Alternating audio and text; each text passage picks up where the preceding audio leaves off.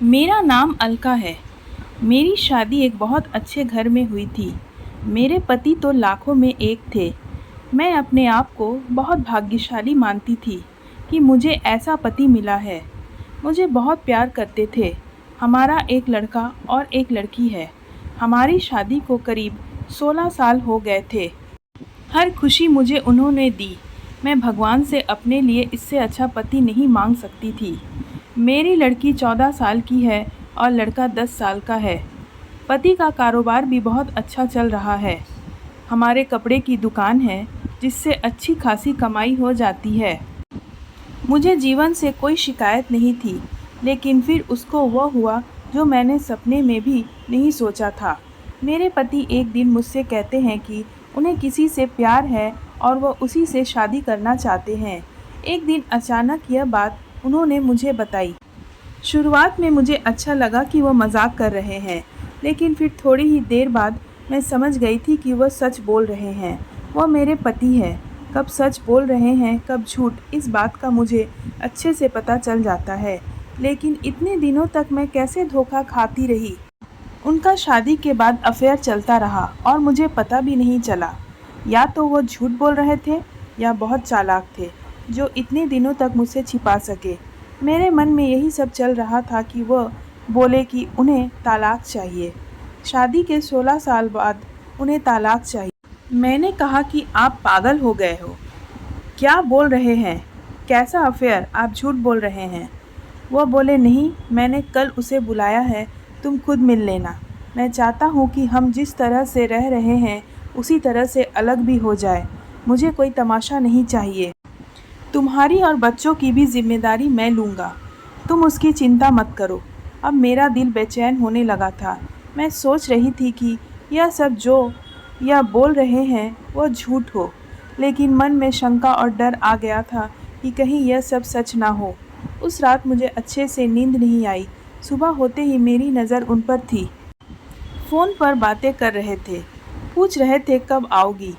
मैं तब भी सोच रही थी कि यह सब मजाक है। कुछ देर बाद दरवाजे पर बेल बजी। वह दौड़कर दरवाजे पर गए और सच में एक लड़की दरवाजे पर खड़ी थी। वह अंदर आई। उस लड़की को मैंने पहले नहीं देखा था।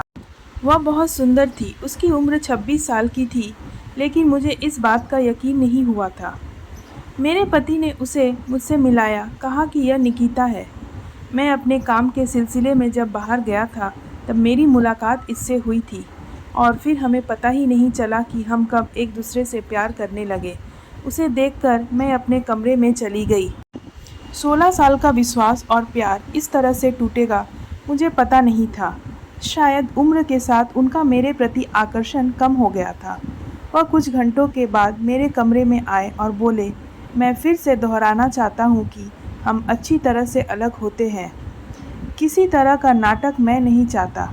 उनके ऐसा कहने पर मैंने कहा कि यह सब आपको नाटक लग रहा है? क्या हो गया है आपको? आप तो ऐसे नहीं थे। यह कौन सा रूप आपने मुझे दिखाया है? वह बोले कि मैं तालाक का पेपर रेडी करवाता हूँ। निकिता चाहती है कि हम जल्दी से शादी कर ले। मैंने भी उन्हें कहा कि आपको जो करना है करें, मैं आपको तालाक नहीं देने वाली हूँ। मैं इसी घर में रहूँगी। मैंने उन्हें अपना फैसला सुना दिया था, पर मुझे पता नहीं था कि वह कुछ इस तरह का करने वाले हैं। अगले दिन से वह रोज़ निकिता को घर में बुलाने लगे। मेरे बच्चे बड़े थे, अब सारी बातें समझने लगे थे। मुझसे तलाक के लिए वह इस हद तक जा सकते हैं, इसका मुझे पता नहीं था। घर में एक 14 साल की लड़की है। उन्हें बिल्कुल भी शर्म नहीं आ रही थी। बच्चों से बातें करना भी उन्होंने बंद कर दिया था। बच्चे भी उनके पापा का यह रूप देखकर दुखी थे। एक दिन वह निकिता के साथ हॉल में बैठे थे। हमारी लड़की से उन्होंने पानी मंगवाया। पानी लेकर वह गई और गलती से पानी निकिता के ऊपर गिर गया। मेरे पति ने उस दिन हद कर दी। वह निकिता के लिए मेरी लड़की पर हाथ उठाने वाले थे। मैंने उन्हें यह करते देख लिया और वहीं से ज़ोर से कहा, यह क्या कर रहे हो? पागल हो गए हो? मैं जानती हूँ तुम यह सब क्यों कर रहे हो, तालाक के लिए। ठीक है, अब तुम इस हद तक जा रहे हो तो मैं फिर तुम्हें तालाक दे ही देती हूँ। उसी समय मैंने अपना और बच्चों का सामान बांधा और अपने घर चली गई। एक इंसान इतना कैसे बदल सकता है? जो अपनी पत्नी और बच्चों की जान जोखिम में डाल दे। अब वह उन्हें देखना भी पसंद नहीं कर रहा है। मैं अपने घर मुझे उनका फ़ोन आया, कहा कि मैं तुम्हारी और बच्चों की जिम्मेदारी अभी भी उठाऊंगा। कुछ भी ज़रूरत हो तुम्हें मुझे फ़ोन कर सकती हो। मैं पैसे भिजवाता रहूँगा। मैंने कहा कि मुझे तुम्हारे पैसे की कोई ज़रूरत नहीं है। इसी के दम पर तुमने उस लड़की को इम्प्रेस किया है। मैं अपने बच्चों को संभाल सकती हूँ। उम्र के इस पड़ाव पर आकर इतनी अच्छी लाइफ जीने के बाद मुझे फिर काम करना पड़ेगा, इसका मुझे अंदाज़ा नहीं था। ज़िंदगी कब आपको उठाकर पटक देती है, इसका आप अंदाज़ा भी नहीं लगा सकते। मुझे भी इतने सालों तक उनके साथ रहने के बाद कपड़ों का अच्छा अनुभव हो चुका था। इसलिए मैं भी अपने घर से कपड़ों का काम शुरू करना चाहती थी। मैं उस इंसान के पैसे नहीं लेना चाहती थी। उनका फ़ोन मुझे आता रहा, बोलते कि तुम मुझसे पैसे ले सकती हो, नया काम शुरू करना है तो भी मैं पैसे दे दूँगा। लेकिन मैं नहीं मानी। मैंने कहा कि आप हमारी नहीं तलाक की चिंता करो। समय निकलता गया। मैंने अपने बल पर थोड़ा कुछ शुरू किया, लेकिन हमारे घर वाले मुझे सपोर्ट करते रहे थे। कुछ समय के लिए उनका फ़ोन आना बंद हो गया। मैंने इस बात पर ध्यान भी नहीं दिया। मैं अब उनसे बात भी नहीं करना चाहती थी। तलाक में अभी कुछ समय था। मैंने उन्हें कहा था कि जब भी आप बोलोगे मैं आ जाऊंगी, जहां साइन करना है कर दूंगी। मैंने अपने काम पर ध्यान देना शुरू कर दिया। मुझे कुछ माल खरीदने के लिए बाहर जाना था।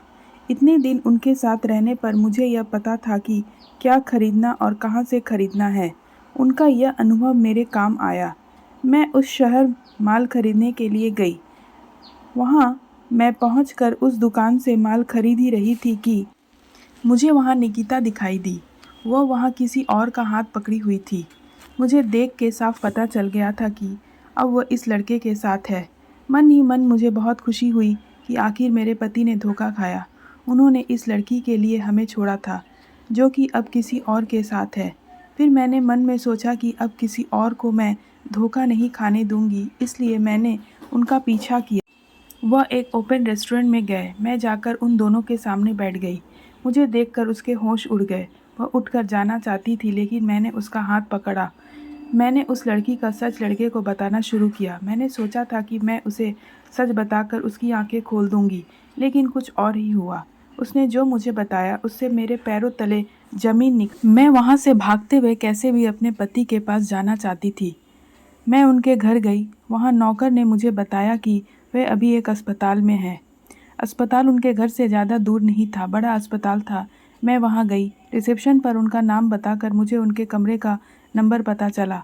मैं कमरे में गई। वहाँ उनका दोस्त था। उन्होंने आंखें बंद कर रखी थी। मैंने उनके हाथ पर हाथ रखा तो उन्होंने आंखें खोली। मेरी आंखों से आंसू रुक नहीं रहे थे। मैंने कहा कि क्या ज़रूरत थी यह सब नाटक करने की?